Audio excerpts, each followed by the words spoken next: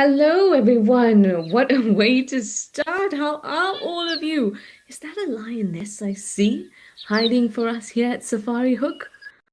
Oh my goodness, what a way to start the Africam show. Welcome, everybody. Remember that we're live and interactive, so please send through those questions and those comments. I do love to hear from all of you. And while this lioness is coming to us from Safari Hook, I am coming to you from the lovely city of Durban today. Normally, I'm in Johannesburg, which is where I live. But now I'm visiting my family in Durban, so I'm in my hometown. It is very, very hot and humid here. If you're wondering where Durban is, it's on the east coast of South Africa. You know where Tembe Elephant Park is? Of course you do, because we have a camera there. It's in the same province as Tembe Elephant Park. A bit far from Safari Hook, though, and a very different type of environment. You can see that this tawny gal is blending in very well with the dryness here at Safari Hook. I mean, there's a little bit of green, but things for the most part are still quite dry. I don't think we have ever started the Africam show with a lion, have we? I mean, probably. We've done a ton of these, but I can't remember the last time that we started with a lion, so this is phenomenal. Oh! And I like to say our resident Corey Busted just went past. Corey busted photobomb. Well, Jean Gale is with us. You say good morning from a dark and windy forest near Seattle. That sounds spectacular and a little bit creepy. And those are some of my favorite attributes for a place. I like it when there's a bit of mystery. I think that's one of the reasons that I absolutely love the bush and science because there's always mystery. And dark, windy forest. Okay, windy not so much, but dark forest sounds very mysterious. Josh Drown, you say good morning, everyone. Good morning to you, Josh. Thank you for joining us. April Owl says good morning, everyone, from a sunny Connecticut with your raspberry iced tea by your side, and you're looking forward to another fascinating show. I just have some sparkling water by my side. Like I said, very, very humid here in Durban, although not so hot, but very humid. Jan Powers is here too. Hi, Jan. You say hello, everyone, from beautiful Arizona. And hi to me. A big hello to you. Grumpy Old Man. Hello, Grumpy Old Man. You say you hope you get to see the tiny baby hippo at Camel Dawn. I would love to see the tiny baby hippo at Camel Dawn.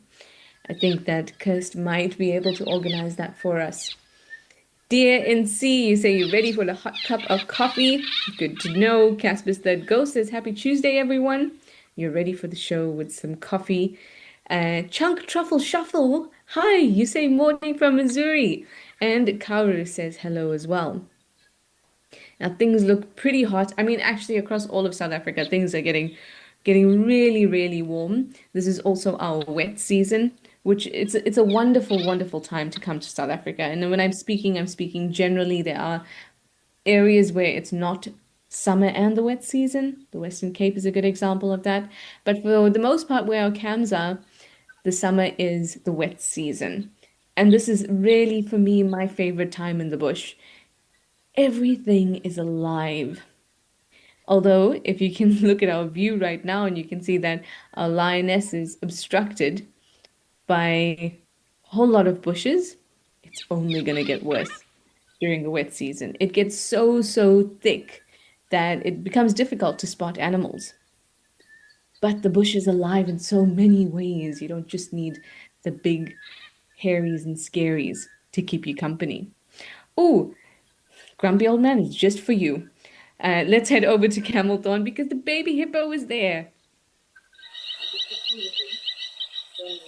Oh, hello, little one.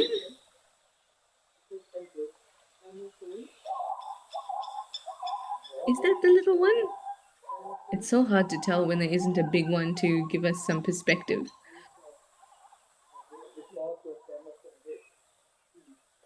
Oh, namaste to you too, Zygo. Thank you for joining us.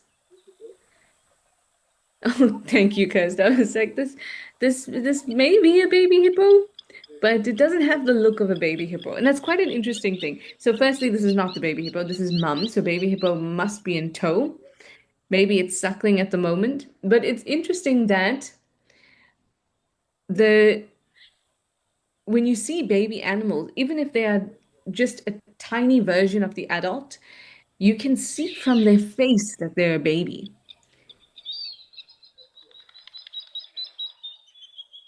Kirst tells me it's the tiny pixel next to it. So if you're looking at the screen, and you look at the left of your screen, there's a tiny movement just near mum's neck fat fold. I can't explain that any other way. That's a purely scientific anatomical description there. But that's the tiny baby. Now I hope that it will come out just a little bit more so that we can actually see it.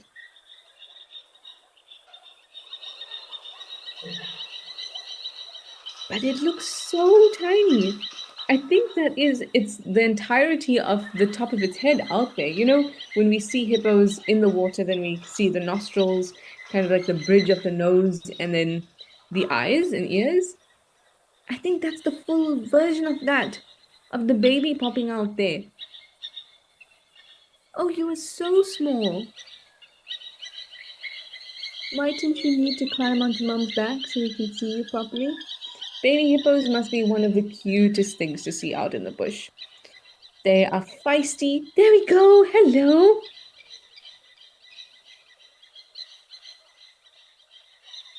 Oh, you are so tiny.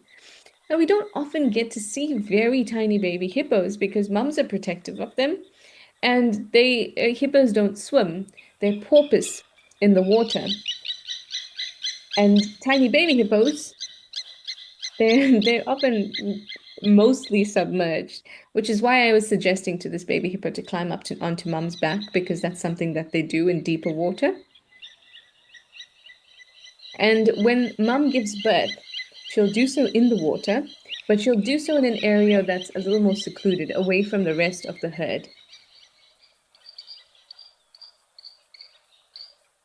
So when they're just born, we rarely get to see them. And seeing a nice little tiny hippo is awesome. And I have a feeling that mum is still that this baby hippo is so brand new that mum is still kind of secluded herself from and separated herself from the rest of the herd. Babies are a very, very exciting thing, and many animals do this. When they have babies, they kind of keep them, mum will keep them to herself for a little bit before she introduces them to the greater group if she is um, a, a grouping species. Now, in a group that doesn't do that, elephants, they tend to introduce their young immediately, sometimes even give birth in the company of their herd. But kudus, impalas, they'll go off just a little bit away from the others to give birth. And oftentimes that youngster will be hidden amongst the grass and the bushes for the first couple days before they can join the rest of the group.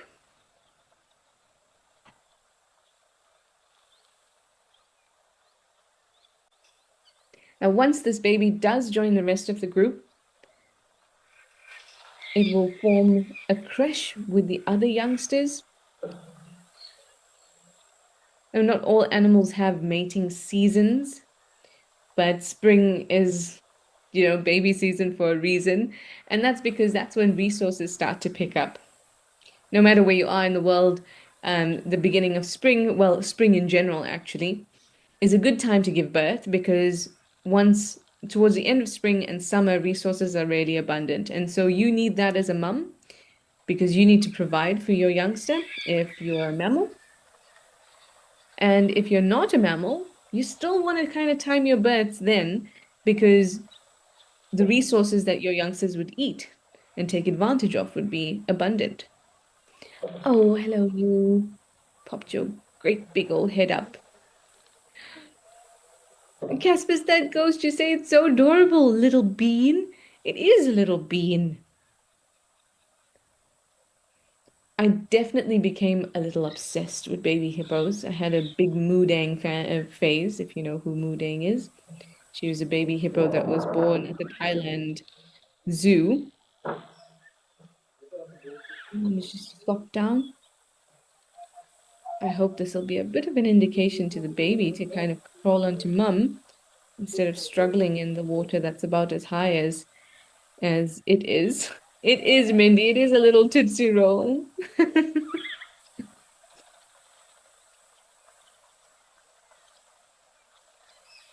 If you hear some dogs barking, don't be alarmed. It's my niece and nephew. Well, no, my two nieces.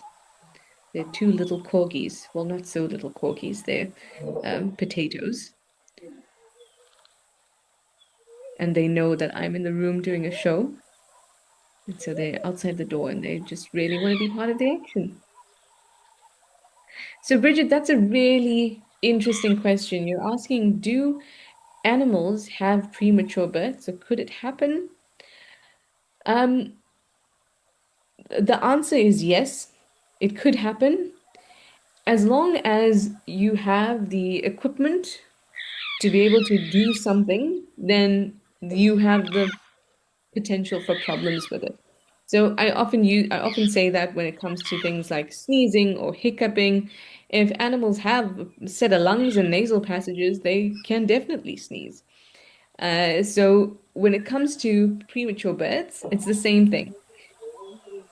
Mammals have a uterus and the mechanisms for giving birth and producing offspring are very similar to our own. So, premature birth can be a result of decline in nutrients, change in hormones, change in the environment, anything really that goes off with mum's body where she can't prioritize the sustaining the youngster within her. So premature births can definitely happen, but it doesn't, we don't see it and we don't really record it because one, it's hard to record. It's hard to know that that has happened because, like I described earlier, many animals will, or many mammals, I should say, when they are going to give birth, they isolate themselves. It may not be a full isolation, but to some extent. So how are scientists or even other herd members going to know that that birth is premature? The other thing is that it's rough out there. It's really rough in the wild. So if a premature birth or if an animal or a mammal is so premature that it affects its ability to survive in those critical first few weeks, then it's very likely that it's not going to survive, which is why you don't often hear. So you might hear us guides talking about a stillbirth, and we see it in elephants. I mean, I think I've seen it in elephants most. I can't actually say that I've seen it in any other animal, but I've seen stillbirths, or at least what's left over of a stillbirth with elephants, and I've seen it 3 times. Twice in the Sabi Sand and once in Madikwe, which is where Tao is. But we say stillbirth because when the baby is born, when we see it at least, it has died already. But it could be that that baby was alive for an hour or two before we stumble across it. It could be that it's premature. They tend to be smaller, the stillbirths that we see. So the answer is yes, they can give birth prematurely, but would we know, and would those animals even survive for us to think of it as anything other than a stillbirth?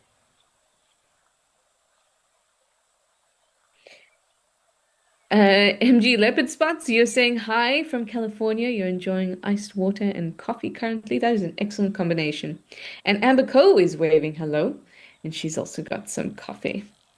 Well, we've had some nice baby time here, and we'll definitely come back, especially if that baby starts wandering on land. I would love to see that. But let's head back to Safari Hook and see what our lioness is up to. I wonder if she's moved, although I doubt it. Same spot, but at least our view is a little bit better. And I think there's an elephant at the waterhole too. So she's in a spot of shade, which is obviously the smart thing to do at this time of day. So moving into summer, day lengths are getting longer. It's 4:15 in the afternoon. It is hot outside. It is dry, at least in Safari Hook, not in Durban. It is hot and dry. Shade is what she needs to find. Just a bit of a photo bomb there by an Ellie. Now, she has definitely noticed the elephant. You saw that she was watching it. But if she keeps a low profile, that elephant should be fine. And that's not how you keep a low profile, Miss Lioness. I wonder if we can zoom out just a little bit, because I want, if she keeps shuffling around like this, I'm sure this elephant is going to notice her. The other thing I'm watching for is any wind. So at the moment, it's not very windy.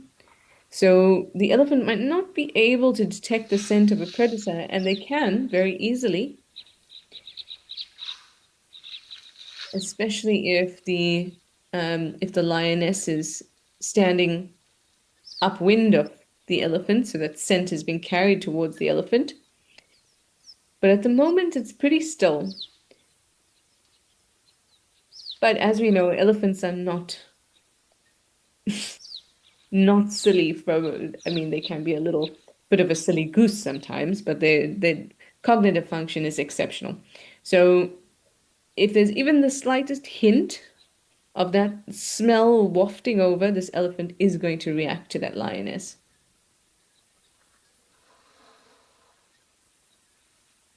Oh, this elephant's tusks are very worn away, both of them.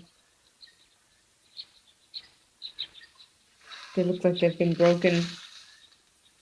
Luckily, even up until this, you can see how short these tusks are, but even up to now, at that length, it's still not at the pulp of that tusk. So a tusk is just a modified tooth, and there's pulp within it, just like our own teeth.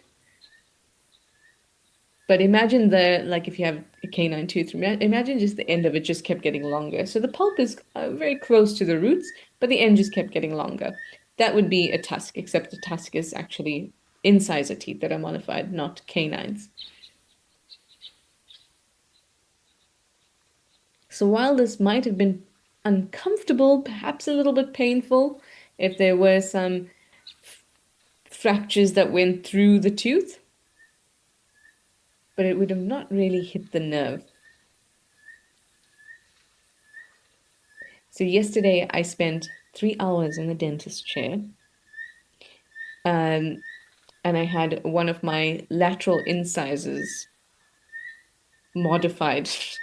Such a weird thing to say. I'm trying to use elephant speak, but some work was done on one of my lateral incisors, which included shaving away at the tooth and the enamel and a whole lot of instruments being used that were only for shaving and cutting and drilling. And obviously it was delightful. As my dentist said to me, well, you knew you weren't coming to the beach, you were coming to the dentist. So, I put up with the pain.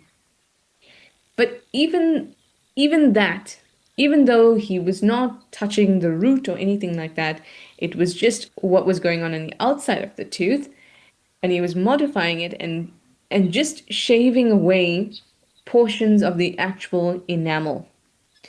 Even though he was just doing that, not touching any nerves, there was still pain. There was still pressure that could be felt. So even though I say that this tusk did not break into the enamel, which usually starts around the area where the skin starts to cover the tusk, doesn't mean it did not feel uncomfortable for the elephant. Oh, you've also got some very short tusks. Oh, now look at this. This one looks pretty close to where I would imagine, or where I know the enamel to start.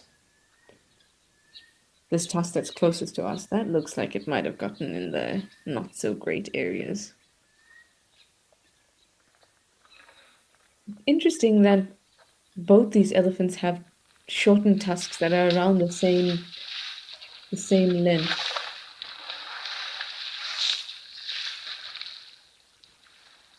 It's almost as if they've been like being cut. Of course, no reserve would ever do that. But they're so similar. Josh, you say one lion had a small kill this morning here. Could it have been this lioness?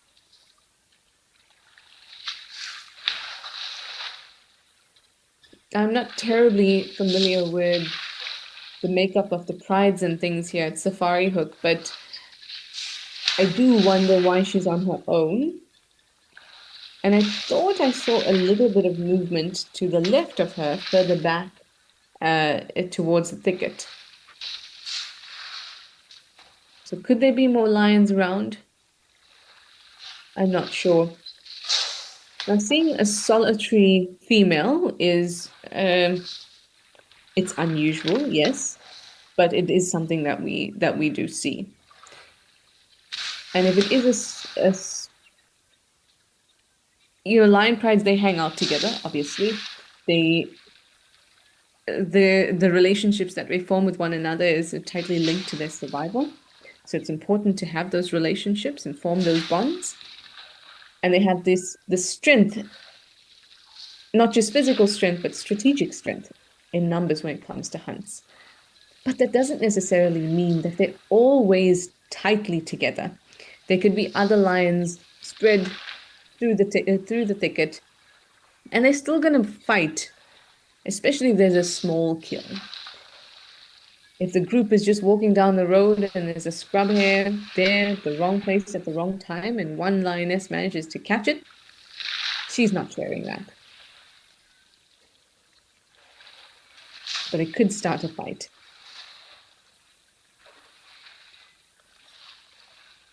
Jack de Boer, you'd like to know if their tusks grow back? They don't, unfortunately. Just like our teeth, they don't grow back. Bridget, also a really interesting question. You say, would the broken tusks have anything to do with the environment that they live in? Ooh, I don't think so. At least I can't see how that would be. I don't know. So what do elephants use their tusks for? They use it for displaying, so they can show off how big they are without having to actually, have any type of combat. They use it to actually fight, to play fight, to for real fight. And they use it for breaking trees, pulling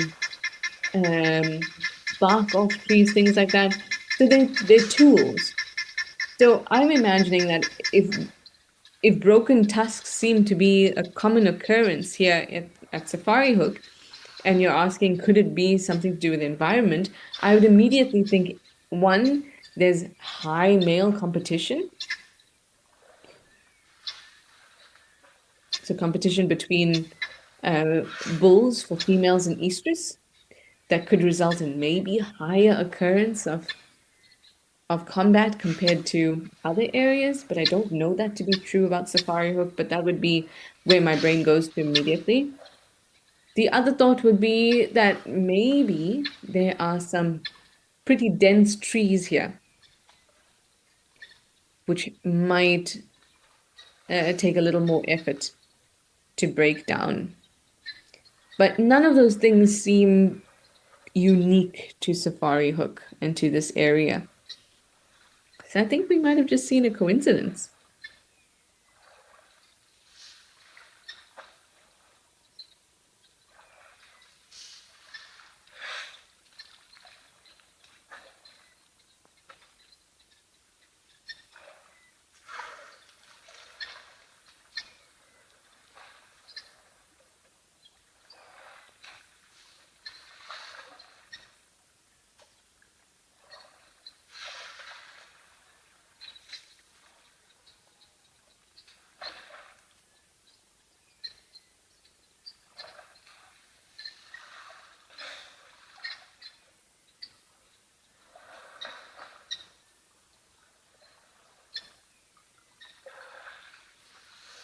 There we go. Sorry for that, everyone. Just a little glitch, but there she is. She's moving. So, Josh, you were saying that there was a little kill nearby here. So either she's returning to that area or there's other Pride members around. I mean, if I were her, I'd also be moving out of the area where all the water is, because there'll be lots of elephants coming through. And if you're looking for a bit of a nap, perhaps that's not the best place. She's going to constantly be disrupted.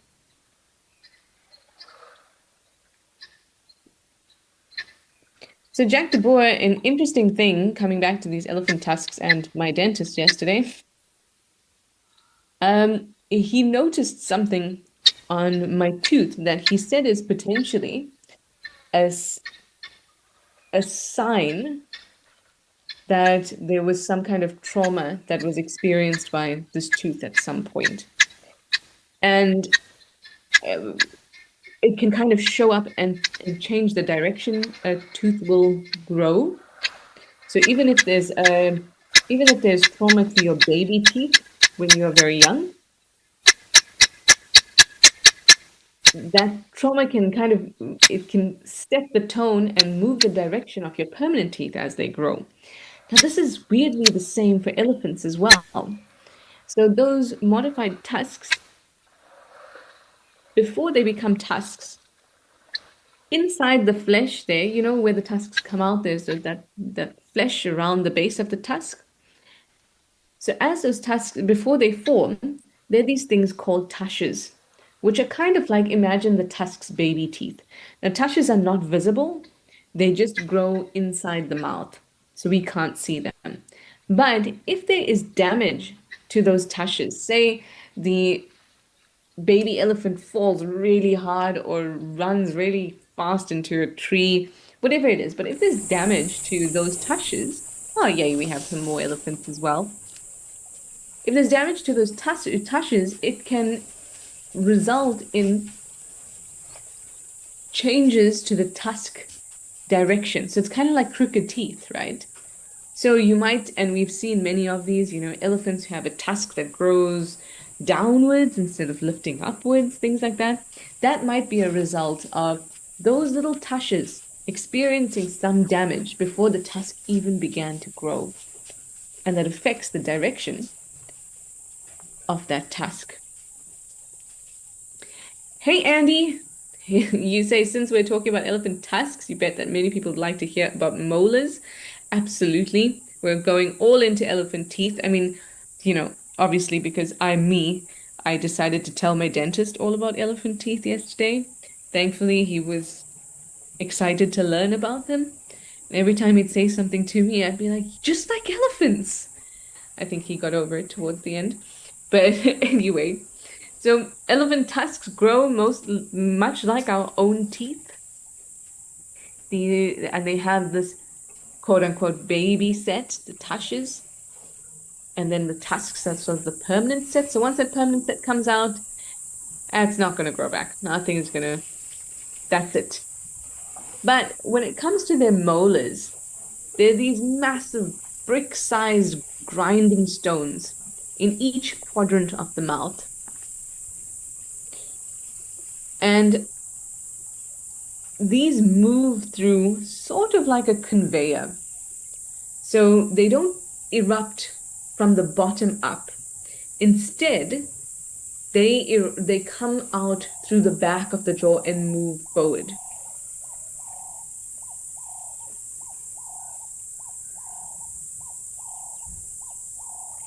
So sometimes you might see, well, not that very many of us get to see an elephant's mouth full of teeth, but if you're lucky and you see them drinking and they have their mouth open wide, you'll be able to see these molars. And the second set doesn't come out as only once the first one is totally worn down. Sometimes you might get, you know, it happens slowly. So as the first one starts to get worn down, the second one starts to push through. So there might be a time where you're seeing one tooth and a little more, the beginning of the second tooth in the mouth. Bindi, you say that you've retained 3 baby teeth. Yes, I would agree with your dentist that that's very unusual. Which teeth are they, Mindy? You have to tell us. That's a bit crazy. So these molars, these brick-sized molars that erupt in the back of the elephant's mouth and push through like a conveyor belt. The reason it's like that, well, firstly, they go through 6 sets of these in their lifetime. So six big, fat, brick-sized teeth that could come out into their each quadrant of the mouth. Now, the purpose of that is that we know that the elephant's diet is, especially in winter when things are dry and rough, it involves a whole ton of grinding. And a lot of the breaking down of food material happens in an elephant's mouth because they don't have a very complex digestive system, nor a very efficient one. So they need to really grind down their food. Now, if they had a whole set of these teeth in their mouth, knowing, well, if you've ever chewed something, which I'm assuming you have, maybe Grumpy Old Man doesn't chew as much anymore, but if you've chewed, you know that you use some teeth more than others. There's some teeth that, yeah, barely work. They're just sitting there looking good. Uh, so by having these big teeth in their mouths, and they're always the ones that work, they're the ones that occlude perfectly on the top, and they do the best grinding work. If you can constantly have that in your mouth, this is best. But that means having this conveyor belt like motion of moving the teeth in. Because with all that grinding, those teeth get ground down. So imagine if as you're doing all this grinding, they're getting ground down, and you know the next set is coming in and coming in slowly. So that you always have this continuous new edge to help with all that grinding.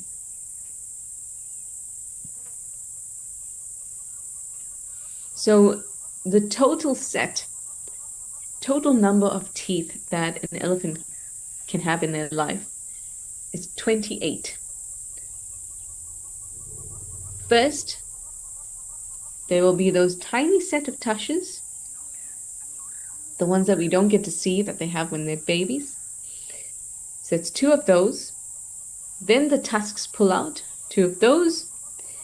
And then we have the six sets of four big grinding molars. So it's 24 plus two tushes plus two tusks. Zygote, you say sharks have the best teeth. They never run out of teeth. No, sharks never run out of teeth. They have way too many teeth, I feel. If you've never seen a shark jaw, I will show you when I go home. And you will see that behind the teeth, you know, where like the back of your bottom teeth, they're just rows and rows and rows and rows of more teeth just waiting to come up. Asa Negro, you'd like to know if these trees are dormant or are they dead? They are just chilling. They're just chilling. They're dormant. I wouldn't even say dormant is the right word. It's just not the growing season. So it's the same with houseplants. If you've ever noticed that your houseplants tend to grow in a certain season, so all my plants at home are tropical. And so when spring comes along, they're just throwing out new growth left, right, and center. But as soon as autumn and winter settles in, they do not, I don't like to use the word dormant because they're still functioning. They're still keeping everything going. And they're still maintaining their growth, and there might even be a little bit of new growth. But there isn't this growth spurt like we see the rest of the year. So these trees here, they are literally just waiting for the right conditions. Temperatures are already lifted, but remember in Southern Africa, temperature is not a huge thing because when our temperature doesn't fluctuate a lot. It does get colder, it does get hotter, but there isn't such a big temperature difference between winter and summer. For trees and for animals to have different strategies for those seasons. But the availability of water is a big deal. So, and the availability of sunlight, or day lengths, I should say, how long the sunlight lasts. So now that sunlight box has been ticked, and now these trees need to wait for that water to come. And once it does, they will burst forth with growth. Now, I say that with confidence because I don't see any kind of disturbance on these trees. I'm not seeing any burns, scorch marks, things like that. I do see a little bit of the bark ripped off by elephants, but I'm not seeing too much else. So I think once the rains come through, we will see some growth on these trees, and it happens so quickly.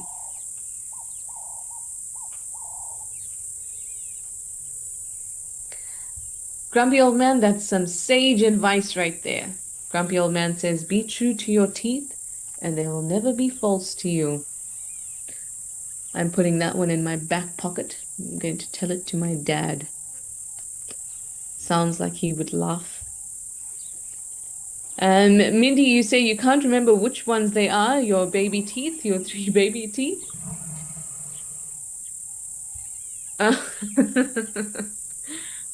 and actually, to what you were saying, Zygote, Mindy says that occasionally, well, she used to work for a dental um, insurance company, and they would occasionally see X-rays of kids' teeth. And obviously, because kids have their set of permanent teeth are growing behind their or beneath their milk teeth, that it would look a little bit like shark teeth because it just looked like a mouthful of teeth everywhere. Gordon J, you say you have one premolar baby tooth still going strong after 60 years. Whoa, that ain't no baby tooth no more. It's like a Benjamin Button tooth. The older you get, the babier it feels. Oh, that's an interesting. So my first thought there was like that was a very thick tusk at some point.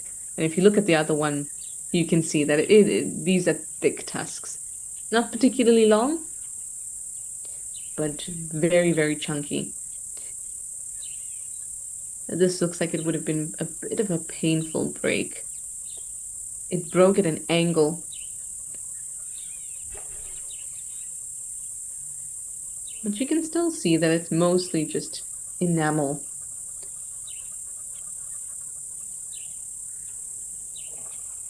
But like I said, even those breaks that are not going right into the pulp, still gonna be painful.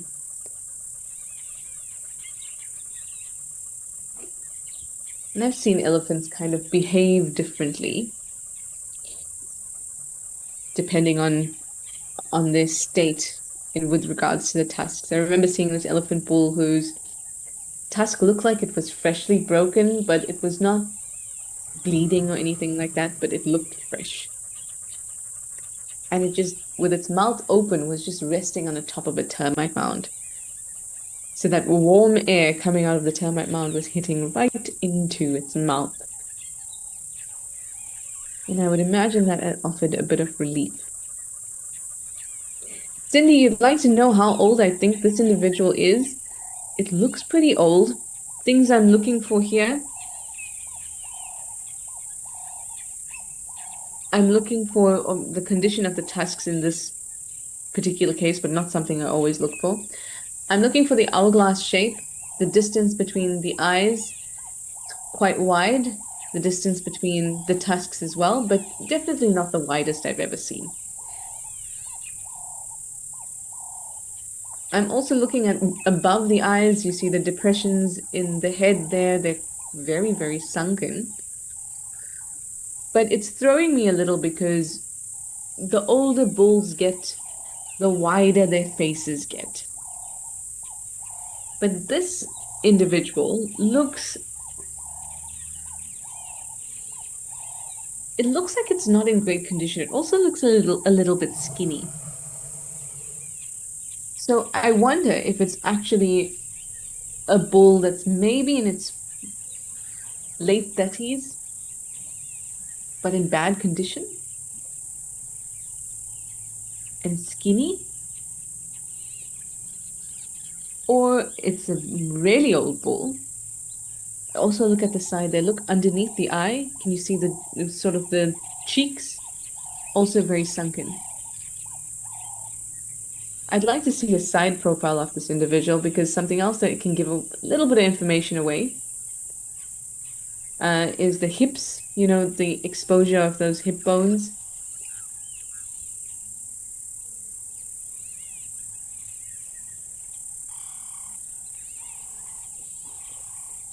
Hmm.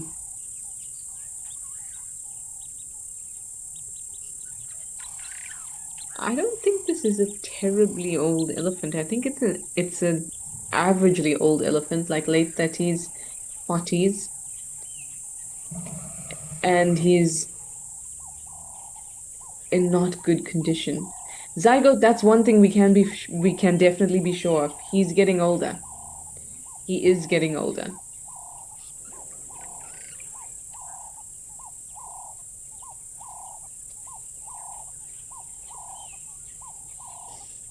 Cindy, I would put him in his 40s. I would put him in his 40s. He looks like he's been through a bit. The tusks, though not long, are thick, and that takes time to grow. And we must also remember that there's lots of variation in the way we age. I mean, we see it within our own families. Some people look fantastic for 80. Some people look like they're 80 when they're 60. There's differences in how we age. And it's the same for animals as well.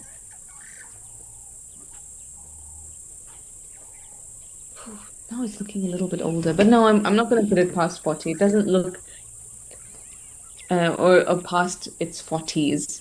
It doesn't have that kind of presence about it. I don't know how else to explain it. If you look in at the environment, you can see that things are still pretty dire. They're not going to be, there's not a ton of resources out there. But look at those legs, it's skinny.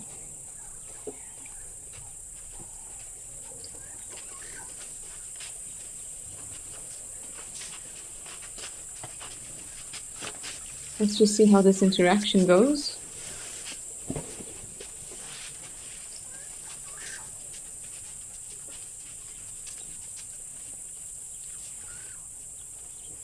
Yeah, he's back here. He does not look very big. Bigger, yes, as males tend to be. But he does not look too huge. Yeah, I wouldn't put it past. I would say mid-40s.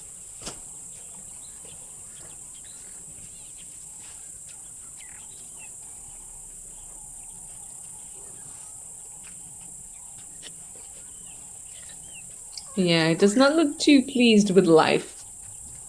Don't worry, old boy. I hope that there'll be some nice greenery soon, maybe some fruits for you. And you won't have to rely on bark. Yeah. Yeah, the hairs in his tail are a bit wiry. Oh, well, they're always wiry, but they tend to be a bit more of a tuft. Yeah, not doing too well.